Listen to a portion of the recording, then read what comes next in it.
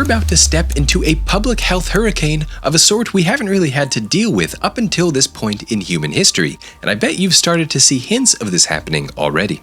You see, the core problem is that we are no longer in control of the content that we see online. It used to be true that you could choose who you subscribe to, who you follow, and that would kind of determine the content that you would see the next day. But these days, almost everything you see is determined algorithmically, based on how you've interacted with other content, and that's true for entertainment content. It's also true for videos with health and medical information, and I'm going to give you an example of why that's pretty concerning. You see, if you ask people, if you say, do you want to see clickbait? Do you want to see emotionally charged negative content? Most of the time, people are going to tell you no.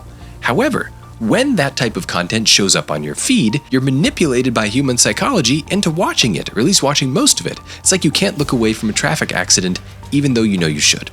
And that unfortunately then tells the algorithm, guess what?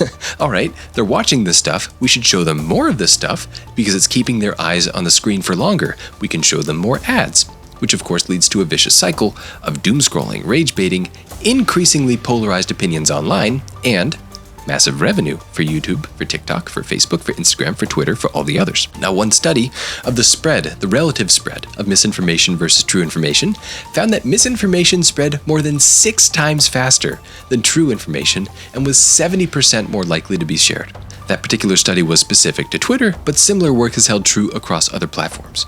And because of the fact that negative or sensational content is much more likely to go viral, what we're facing is a skewed representation of health information online.